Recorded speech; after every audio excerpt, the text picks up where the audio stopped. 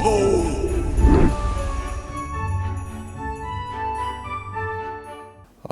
сум Димитар Јаневски од Неготино, собственик на рибарска фарма лоцирана на Тиквишко езеро.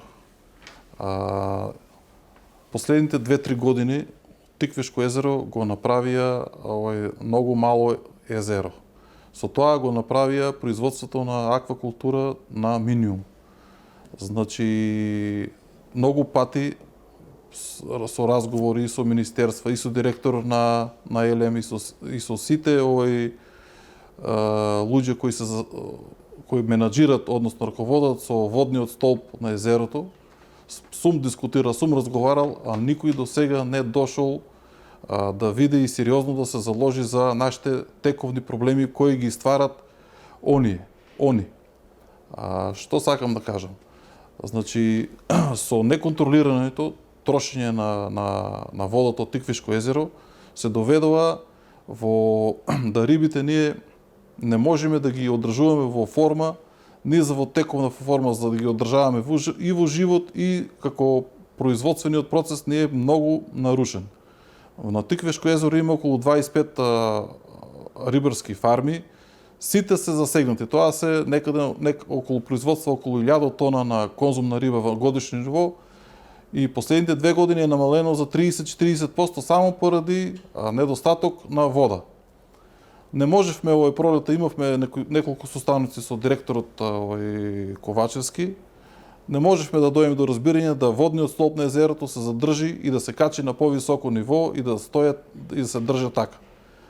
До 1 декември, до 1 ноември, за да ние како рибопроизводители нивото на водата не биде во горна зона, за да можеме сите наши тековни и производствени процеси да ги одвиваме во понормални услови.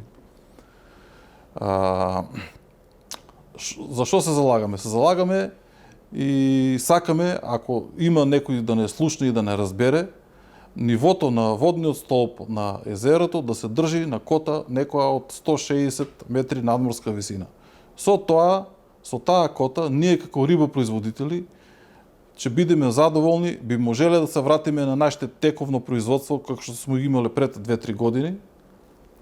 И со тоа можеби ќе има и нови рибопроизводители, нови инвестиции во нашата гранка, затоа што во последно време се развива нашата аквакултура, се развива, има побарување за риби во државата. Ние произведуваме добра риба, добар квалитет и е сакана на домашен пазар, а исто така и извоз. Нашата компанија исто е извозно ориентирана. Имаме последните 5-6 години имаме извоз и гледаме напредок во нашата фела, ама имаме спрепки индиректни, односно со недоразбирање имаме со луѓето кои го менаџират Тиквишко езеро за производство на електрична енергија. Со паѓањето на водостојот вие имавте масовен помор на риби. Колку до сега риби ви угина и зошто угинуваат рибите? Види, угинувањето беше минатата година во ноември месец, каде што беше температурата на водата уште многу висока, топла и рибите не беа спремни за кибернација, а меѓувремено нагло испуштање на езерото се деси и едноставно кислородот на водот во Тиквишко езеро се намали. Со тоа генерално кај сите колеги имаше негде околу 150 тона угината риба. За тоа никој не презема никаква одговорност, ни па да се извини на некој начин. Ајде, штетата е штета, него не најде за сходно некој да се извини за тоа. Значи дотурот на водата, шом се стопира или шом нема нов дотур на водата, имаме премногу испуштање, се јавува недостиг на кислород во водата. Так. И затоа рибите го убирате. Да. Воа го образложив многу пати и кај министрот за земјоделие и кај Ковачевски, ама немат слух за нашиот бизнис, немат слух. И фактички цела една фела, цела една агрокултура што е аквакултура што е на Тиквишко езеро е ставена во знак на прашајник, затоа што ден денеска и цела година нивото на езерото е во многу ниска испод кота 140. Значи тоа има околу 150 метра од горната граница пат до нивото на езерото.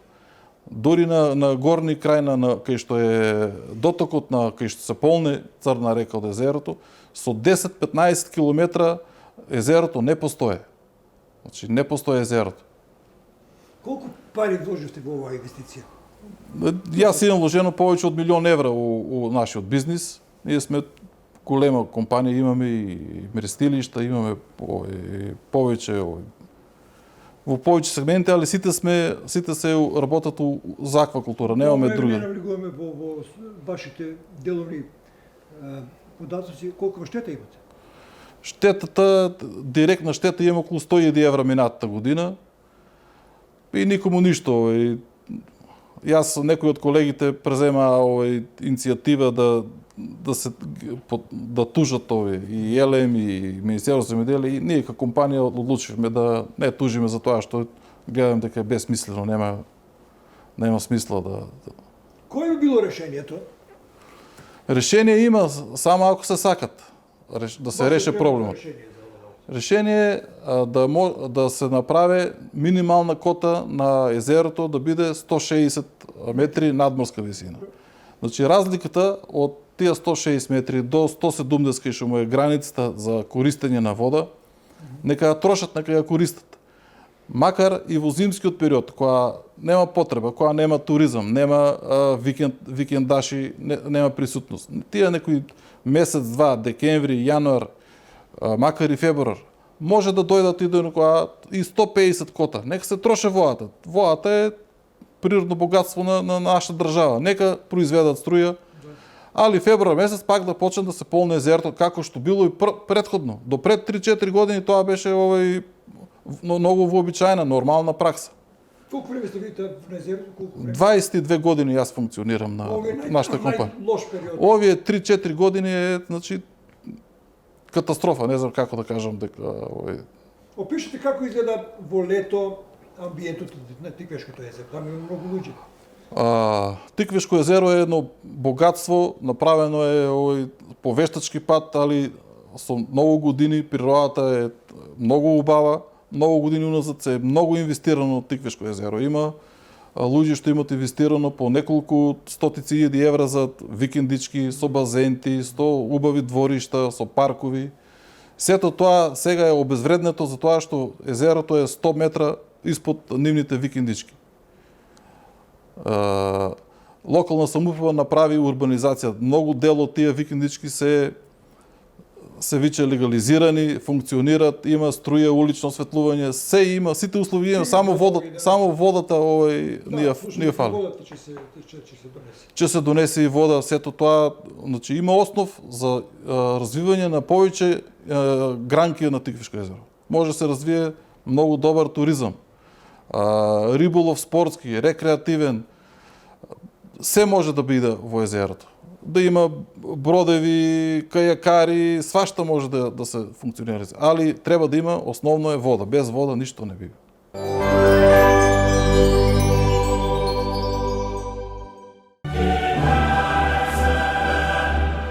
Уживајте во најелитното фудбалско доживување Лига на шампиони на Арена Спорт и Арена Премиум каналите на кабелскиот оператор Инел. Повеќе инфо на www.inel.mk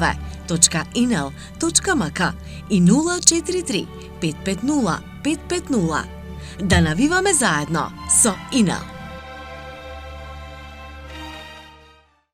Бензинска пумпа ДМД Оил.